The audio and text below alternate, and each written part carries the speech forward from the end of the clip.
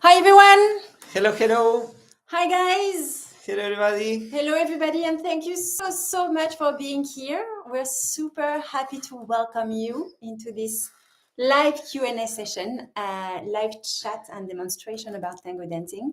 So this session is going to be recorded. It's going to be in our YouTube channel, so you can watch after as well. We know many of you are not there, but you will watch later. Absolutely. We're super happy to have you. We are Pablo and Anne from Tango Space. We are streaming live from Paris right now, and we'd love to know about you.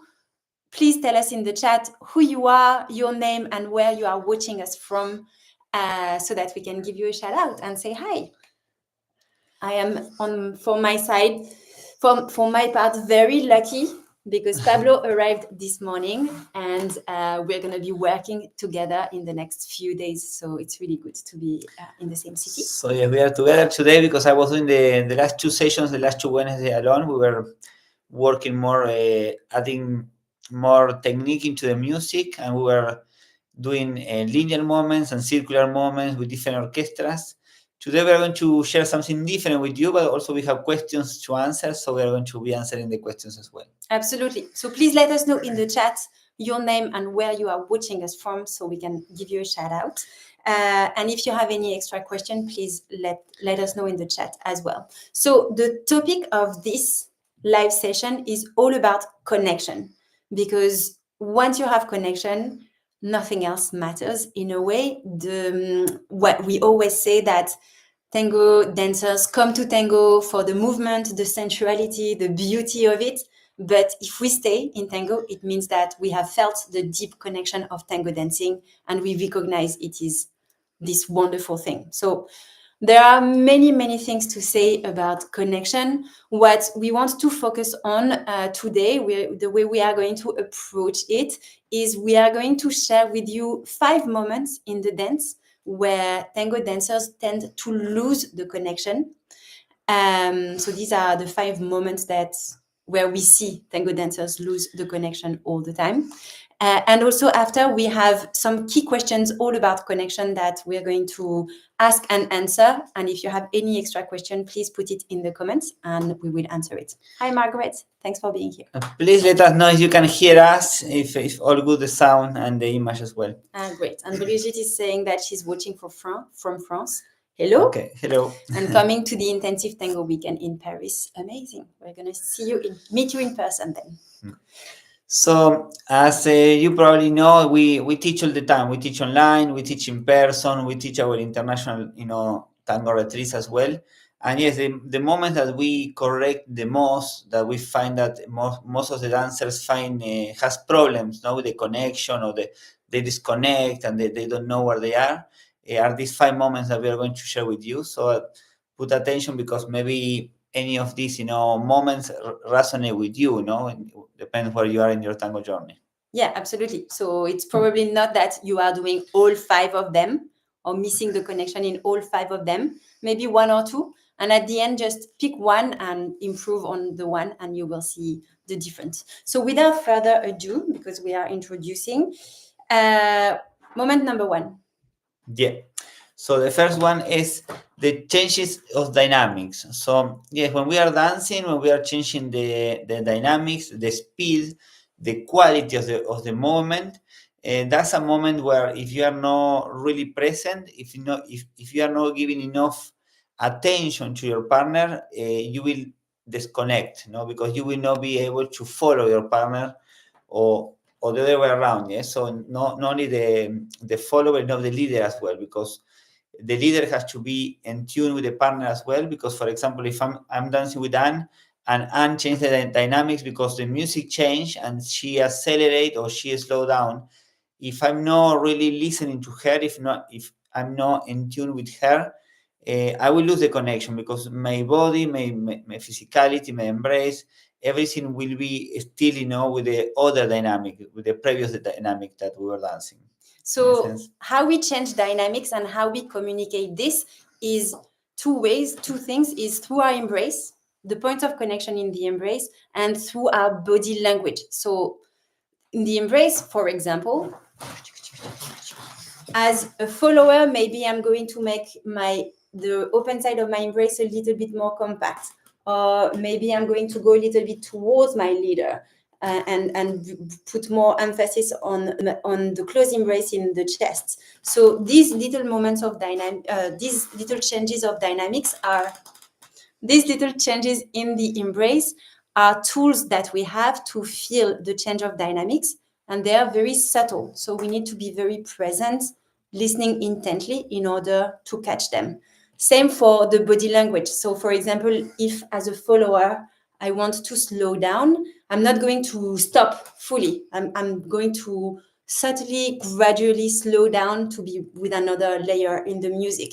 And so if my leader is not paying attention, not really connected with me, he's going to lose that, and we are going to miss an opportunity to connect more deeply. One tip that we would like to share in terms of giving more attention to your partner so that you don't have this problem, let's say, that you lose the connection when changing dynamics, is to be sensitive, in the terms of the physicality, how the embrace change, and also the attitude or the attention that you put in the embrace as well. So here, when we are dancing, what we want is to, me as a leader, I'm always with intention towards Anne. So almost like you want to tell a secret to your partner. So my intention is always I'm on the side of her face, and my intention is always I want to talk to her in her ear.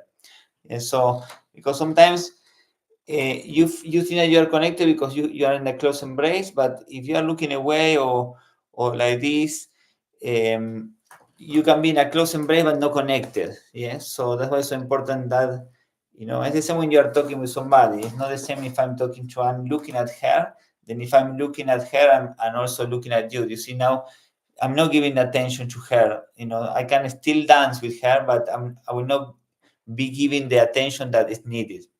Does that make sense, guys? So two things. First moment where we lose the connection is during the dynamics, the changes of dynamics. And also we wanted to clarify that, to give a tip to be more connected, which is this idea of giving a secret, being really intently with your partner, because it's not because you are in the close embrace that you are connected. So give us a yes, guys, in the comments if that makes sense, or a thumbs up, and then we move forward. Yes. Let us know. Okay, second moment where we tend to lose the connection, where we see students lose the connection, it is in the opening and closing of the embrace. So yes, in that transition where, as you probably know, especially if you follow us, we always teach using the three embraces, the close embrace, the open embrace, and the apilado embrace, that we are leaning forward into each other. So when we are dancing, we want to really, be dancing between the three embraces, changing the from close to open and all this.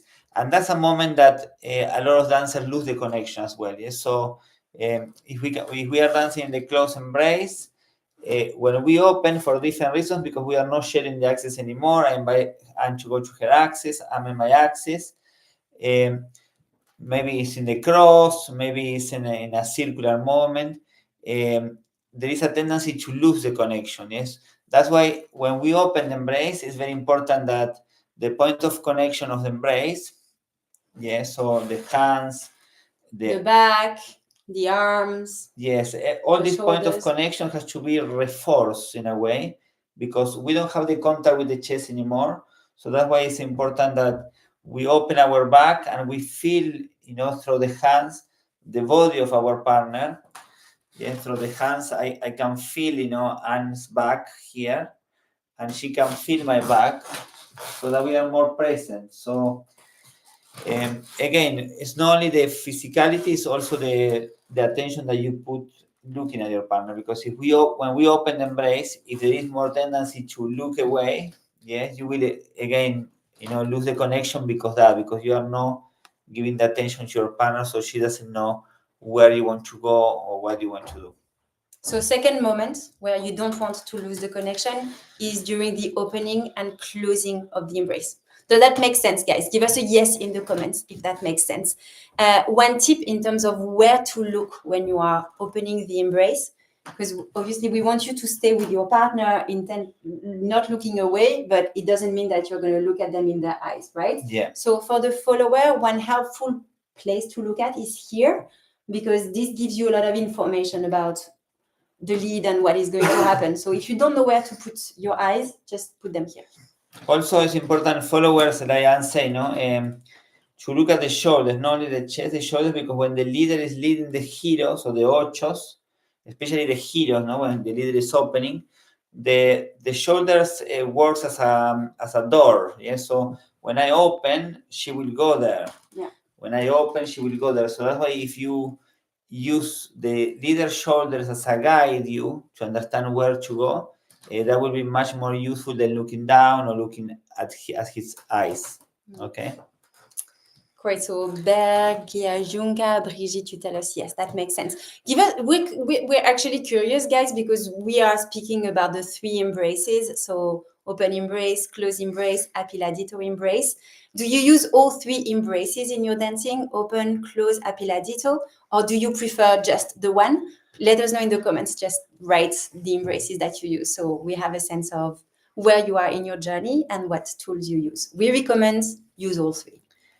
This is something that we encourage a lot in our teaching, no, the 3 embraces, and to make it clear the 3 embraces, because sometimes when you are with an embrace that is half closed, half open, it's a bit confusing for your partner, and your partner doesn't know if you want her to be in her axis or if you want him to be leaning forward, like more apilado. So that's why it's important to understand how to use the 3 embraces and in which moments to close and in which moments to open the embrace as well. Yeah, Brigitte says, I only use the close and open embrace. Then we recommend you try the apilado embrace. We have videos on our channel if you want, where we teach it, and you will see it will add more flavor, more texture to your dancing. Yeah, Same for Dono Huema. Yeah, the apilado embrace, it takes really your tango to another dimension, no? Because it creates a different feelings in the steps. So moment number 3, where dancers tend to lose the connection, is in the pivoting. Yeah, in the pivoting is very common as well, because when there is no listening, when there is no connection in the pivot, what happens is, for example, is that I invite Anne to do a pivot, and I'm doing this with the music, maybe in a melodic way, in a slow way, and maybe she'll react in a way that go faster than what I'm proposing. It can be that she's proposing that and she's accelerating. Maybe she's listening to something else in the music, not the melody that I'm listening to. However, it's important that we are connected and we listen to our partner to see what our partner is proposing. Yes, as a leader was a follower, because the follower can also propose in the pivot, because the leader is leading the pivot, but the follower is also proposing and deciding if to go slow, to go fast, to go more sharp or slower. So that's why it's so important that in the pivot, we listen to our partner to see how we are going to do the pivot. This idea, the fact that followers tend to anticipate so much during the pivot is really a shame. It's a key moment where dancers lose their connection, their musicality, and is the reason why we are always telling the followers to slow down, feel that you are even later than you should be, because this is going to help you be much more aware of your body and of the musical proposition of your leader. So it's very important, and it's going to really help you be much more fluid and much more sensual in your dancing, much more musical as well. So depends where you are in your tango journey, depends of your experience, of course, but it's important to understand that in the pivot, the leader is leading with intention, not with a movement. Yes. So if I want Anne to do a pivot, we can show you. If I want Anne to do a pivot, I don't want to move my shoulders like that, for example. You see, my shoulders are facing this way and this way. Yeah. So when I'm leading the ochos, the idea is that my torso is always facing forward. So I'm leading with the center of my chest. I'm leading with the center of my chest. So my shoulders are always facing the computer. I'm always facing you guys, you see. So that's the idea of the pivot, no? That it's very subtle, it's very precise, and you don't want to do something big. Yeah? So you want to read that small, subtle movement from the lead. so that the leader doesn't have to use the arms, doesn't need to use the shoulders. Absolutely. And at first, maybe you will feel that there is less lead, but actually it's subtle, but very clear, very present. And as Pablo said, it feels much more comfortable because you're not being moved around by the arms and the shoulders of the leader. The leader gives the intention and the follower accepts the proposition and then does the movement. Does that make sense, guys? This is a very important element of tango dancing, the pivoting and the ochos. So it's very unique to our dancing. So this is important. So give us a yes in the comments or a thumbs up if that's the case. So that was number 3, where people tend to lose the connection, which is in the pivot. Number 4, in complex movements. Complex movement, yes. So always when tango dancers are doing complex movements, of course that will require a bit more attention because they need to focus a bit more on the technique, and they put a lot of attention in the technique and a lot of attention in the step, into the step, a lot of concentration into the step. That's why it's important that in that moments you try to focus and not to lose your partner, because we always say we don't want to compromise the connection because the step, because in the end of the day, your partner will not remember the steps that you did, but your partner will remember if you lose the connection with her or with him. So that's why it's so important that we love, we teach new steps. We like, when you are creating, when you are learning new steps, new vocabulary, because the new steps are vocabulary for our dancing. However, we cannot lose that essence, no? We cannot lose the connection because it will not worth it, to do something complex that maybe you will make your partner to feel, uncomfortable or to feel disconnected.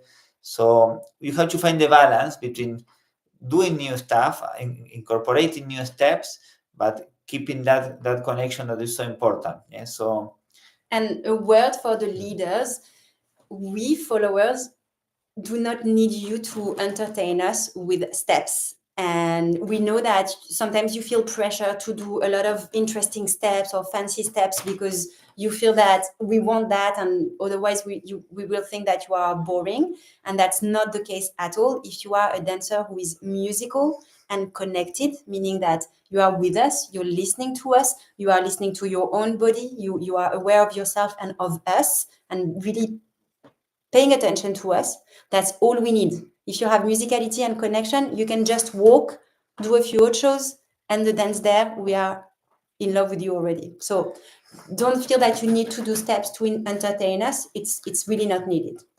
And if you learn a new step and you really, really want to do it because you like it and you feel confident doing it, even if it's a complex movement, what we recommend is you start dancing with this person and do not start doing it straight away. Yes, start building confidence and building the connection with your partner. So in a way that in the middle or in the last part of the song, on the last part of the tanda, you can try once you know that your partner can do ochos, yeah. Or for example, if the complex movement that you learn has sacadas, start doing some simple sacadas and start trying to see how it works, the sacada with this person. Do not throw complex stuff with somebody that maybe you don't know if she or he has the vocabulary to do this type of movements. It's very heartbreaking for a follower to feel that you are not at the expectations of your leader. Followers put a lot of pressure on themselves in that way. And if you're not building up to the more complex movements and not understanding basically what you can ask your follower to do, and if you go straight away into more complex move, he or she is likely to feel very uncomfortable and insecure and is not going to have a good dance, which is what we don't want, right? In Tango, we want the people who dance with us to feel good. So yeah, take the time to understand your follower before you ask them for more challenging moves. Yeah. That's important, guys. Give us a thumbs up if that makes sense, if you agree, because this is key. And then moment number 5, where people tend to lose the connection, is during the poses. Yes, so the poses is something that, well, if you know us, you know that we teach this because tango dancing is movement, posing. Yeah, so is a combination between linear posing and circular movements. Yeah? So it's very, very important in this dance. So if you lose the connection in the pose, again, depending on where you are in your tango journey, most of the times why you lose the connection in the pose is because you are not dancing to the pose. What that means is that we know that there are dancers that they think that posing is not moving and just waiting here. And then sometimes they start doing the tick-tock, tick-tock. They just change the weight 20 times and they think that this is posing. So that's not posing. Yes, changing the weight like that is not, we are not posing the dance. Posing is when you are suspending the step, is when you are maybe transferring the weight with your partner, but with the music. Yeah. So that was so important to understand that to keep that connection, you need to be dancing to the pose. Yes, because if you just stop, your partner disconnects. She doesn't know if what you want to do, or he doesn't understand, what is the next step, because you are really switch off in a way. So when we are posing, even if we do a side step, yes, I can do a side step, and we can pose. Na na na na na na na na na na na na na na with the music. So that's the idea, no? That you want to pose with the music, enjoy that phrase of the music with your partner, and then you will start moving in the next part of the song. Yeah, so the posing can be the full phrase of the music, can be a counter melody, can be with a singer, can be violins, can be anything that you want to express just with a simple pose. Yeah, so you can be posing at any moment in the dance, in an ocho, in apertura, in a side step, in the walk. Yeah, so that's why it's so important that to keep the connection in the pose, you need to connect with the music, and you need to communicate with your partner. Okay, I want to express this part of the music with a pose, and you propose that to your partner as a leader or as a follower. Okay. Yeah. So yeah, because otherwise there is a big tendency to lose the connection when you just stop, but not really expressing the pose, not dancing to the pose, to the music. That makes sense, guys? Please let us know in the comments. Yes. So I'm going to repeat.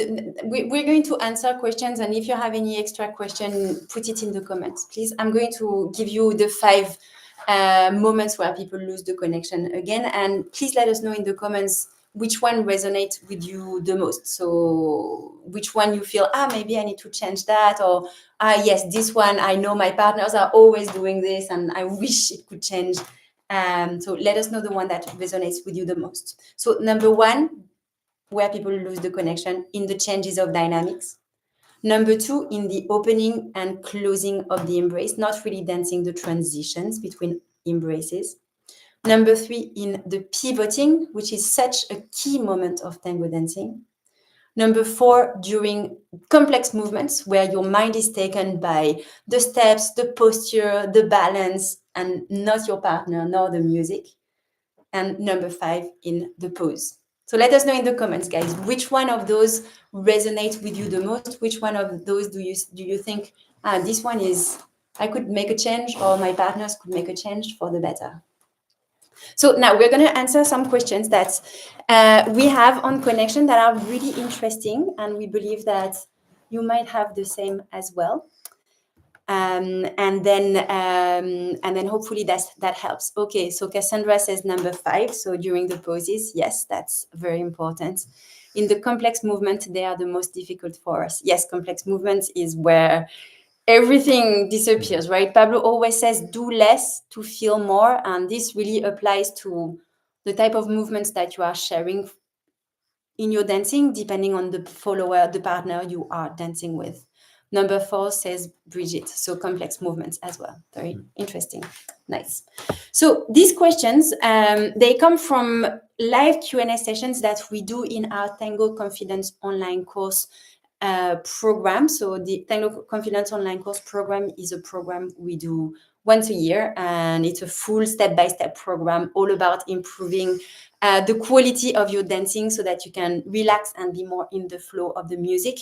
And we took them here and there, and there are interesting questions about connection that we wanted to share with you.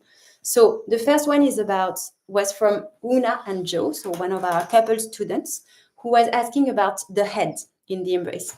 And they said, can you demonstrate or talk about the role of the head? How still should it be? And what should we bear in mind when trying to find the ideal position of our head? This is a question that comes over and over again when we do the Tango Confidence online course, and we go deep into the embrace in it. So that's why. So we want to address it. Yeah, so what happened usually is that dancers don't think much about the head, and when they are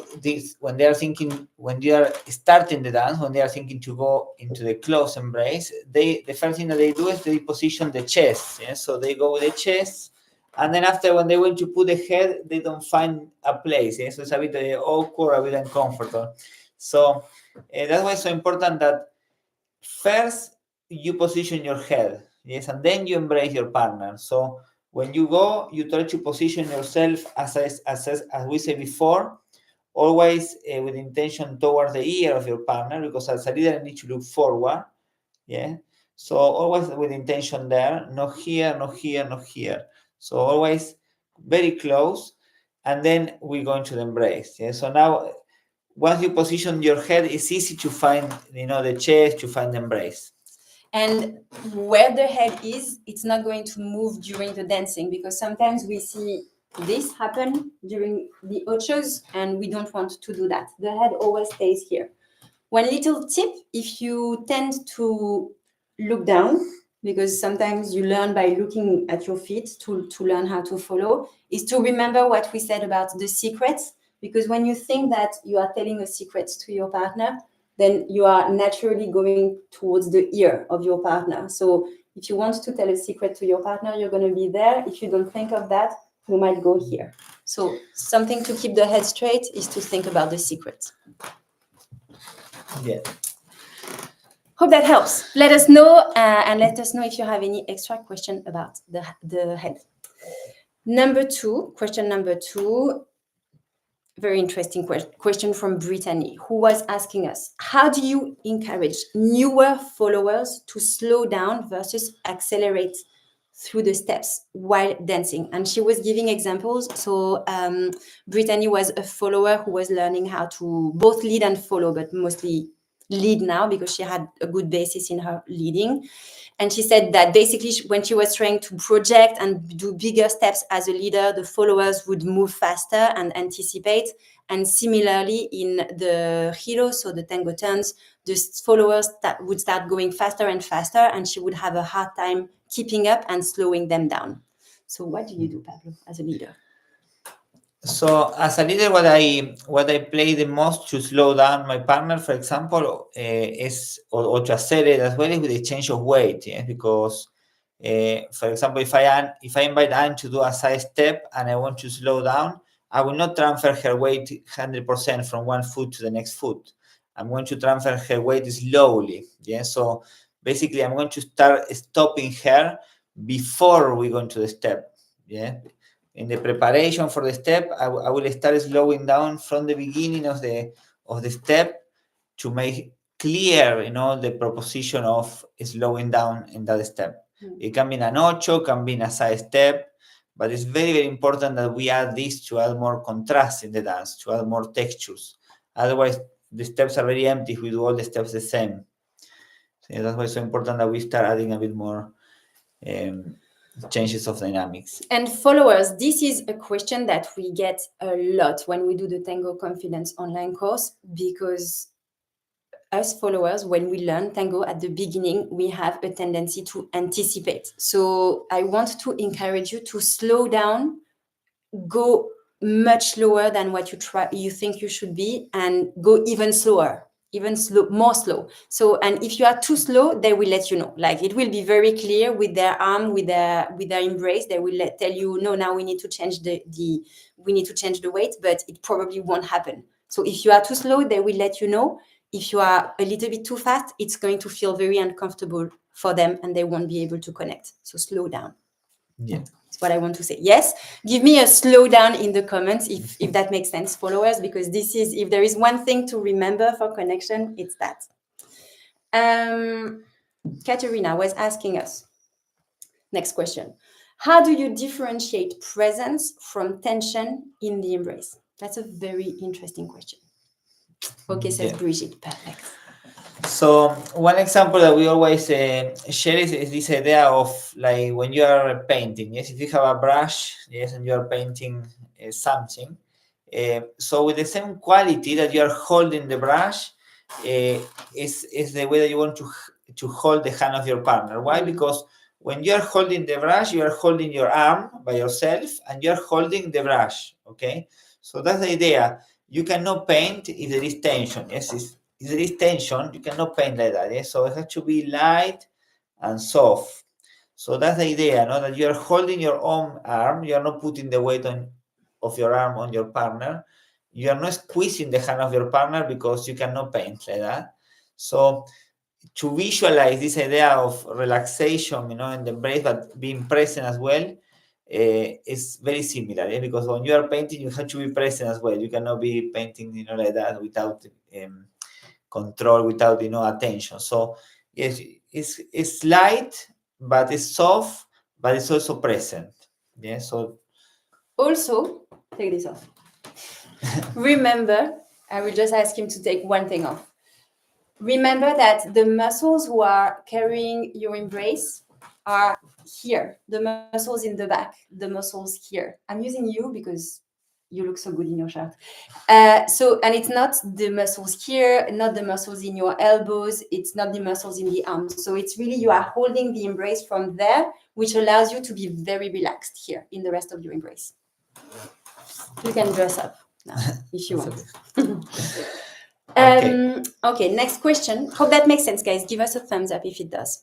Next question is from Antje, who says, what can I do when the embrace is very uncomfortable? There is too much tension in the hands, or it does not allow me to protect my axis and go back independently, move independently in an ocho or in a giro.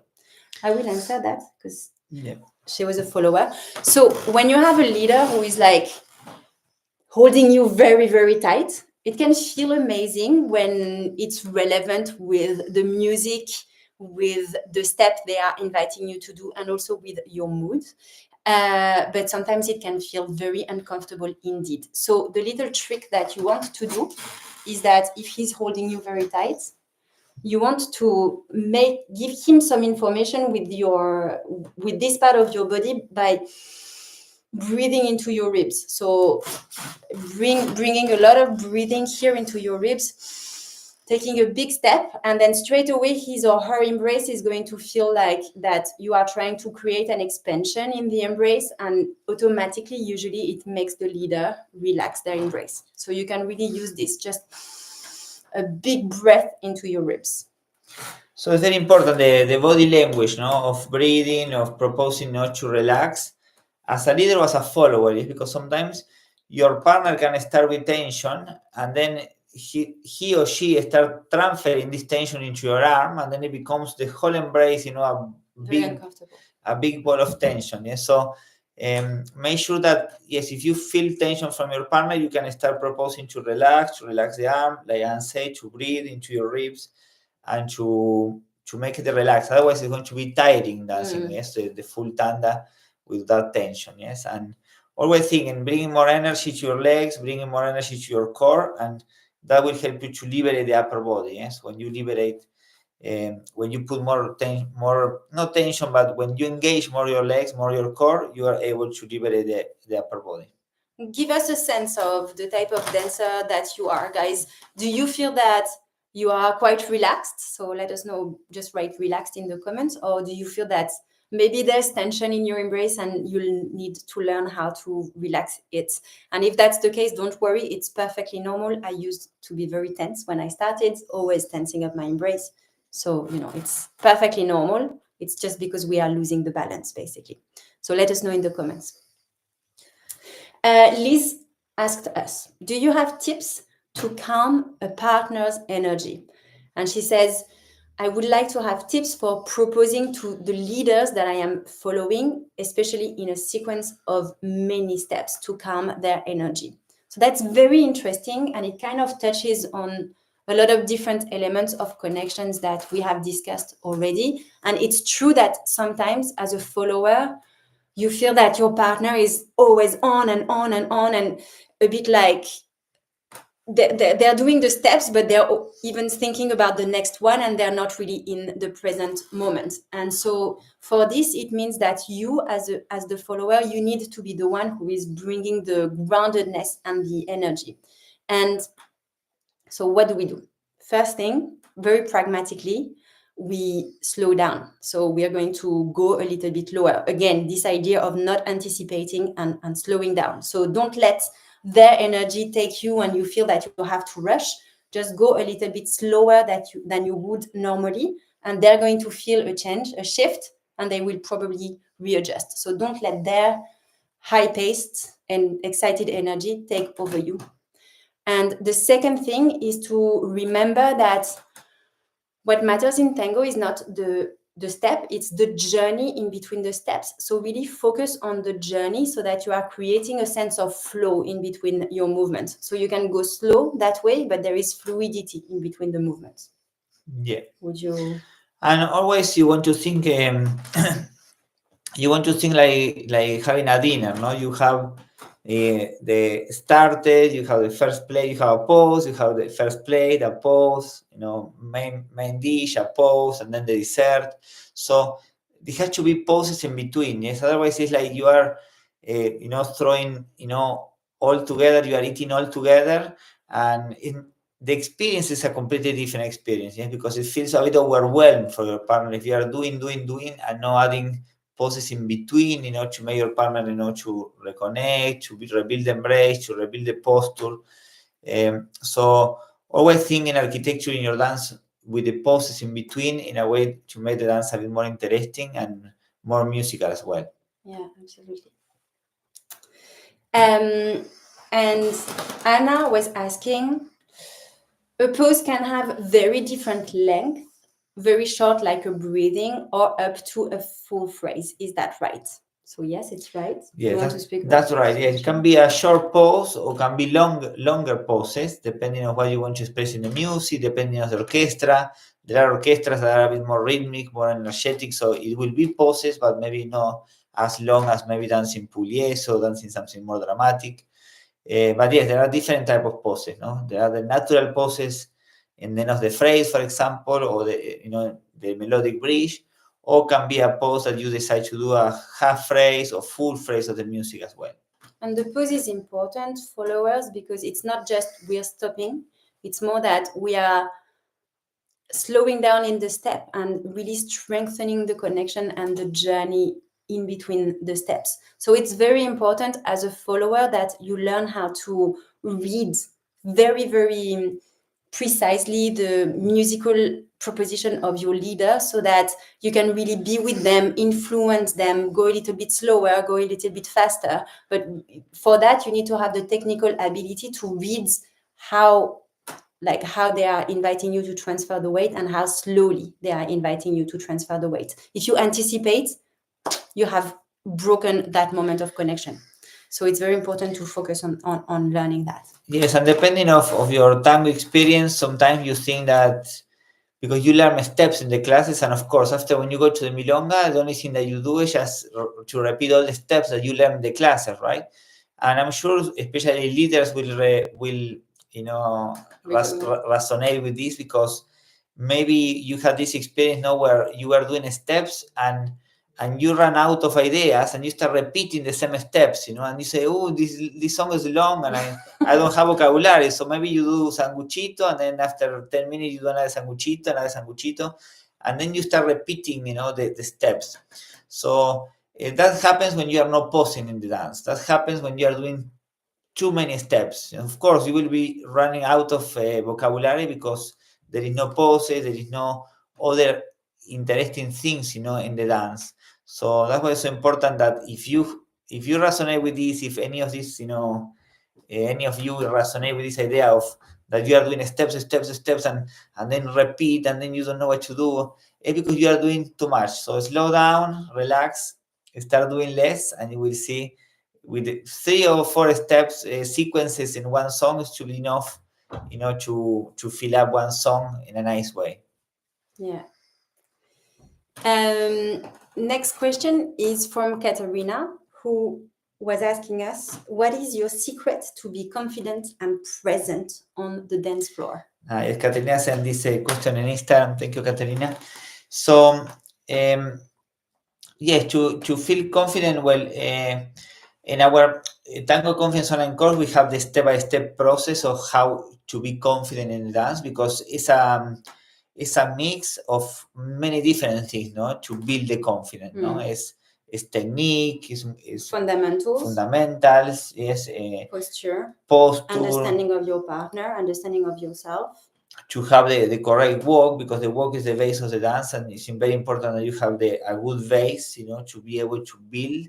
When you have a good base, that will give you a lot of confidence as well.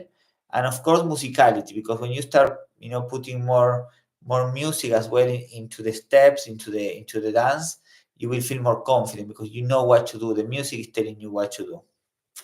And I say understanding because as a follower, all of this is important to put in your body, right? You're really having the fundamentals correctly. It's as if you were cooking, you want to have the right ingredients. And if you do something very simple, but the right ingredients, then it's amazing. You don't need to add chantilly or a lot of flavor or spices on it to make it good. It's just amazing. Like, so really having the fundamentals right. And then when we go to more complex things, you still use your fundamentals, but as a follower, it's very important to understand what your leader is inviting you to do. Because when you have this level of awareness, of consciousness in the dance, then you can really dance. You can really be yourself on the dance floor. You can add your decorations or not. You can change the speed of the dancing. You can be with the music. So it's really so you work on your technique, you work on your fundamentals, you have your posture, you know your walk, you know your embrace. And then after, it's really understanding, okay, he's inviting me to change my free leg. Okay, this is a boleo atrás, so that means this and that is happening, and I can adjust my body in that way because he's a tall leader and because I know that it's going to have the correct impact on my body. So really understanding how the lead is impacting your body is going to help you a lot. And for presence, I think it's just accepting your partner as it is, basically. If you accept your partner as it is and you're like, okay, sometimes it's not perfect, I'm not perfect, but it's still enjoyable, we're not trying to make it something it's not, then you can really be in the present. And even if you dance with somebody that has less experience than you, you try to be present, in a way that you make this person also, to be more, to give more attention, to be more present with you as well. So it's very important that you as an individual dancer, you have the technique, you have the tools, how to be present, how to keep a present embrace in a way that you can communicate that with anybody, a beginner or a more advanced person, with anybody that you dance, you are always present, you are always proposing to be present in the couple. That's a long answer to tell you that there are many different things to work on, and then little by little, really, you get to the point where even if you don't know all the steps, you're going to have fun when you are dancing. So again, we go through this step by step in the Tango Confidence online course. So if you're looking to be more in the flow of the music and be more not really thinking all the time when you are dancing, but instead be just in the flow with your partner, then you can join us. We're going to open the doors for the Tango Confidence online course very soon, on the 22nd of February. Yeah. So, yes, guys, so that's all for today. If you have more questions. No. Miguel say muchas gracias. Hope he said he hoped to have Spanish subtitles. Maybe YouTube can help us with that. But yes, thank you so much, guys. We hope this was helpful. We selected these questions because we know that they are always coming over and over again, and we thought that they would help you. We hope you liked it, and we will share the link to sign up for the Tango Confidence online courses waitlist in the description of this live session if you want to learn more about it. And then we will be here next week. Pablo will be live next week. Yeah. Same time, same place. Next Wednesday at 4 p.m. UK time, we will go live again. And we look forward to see you next week or to see you inside of the Confidence Online course. Absolutely. Thank you so much. Thank you, guys. See you soon. Abrazos. Bye. Ciao, ciao.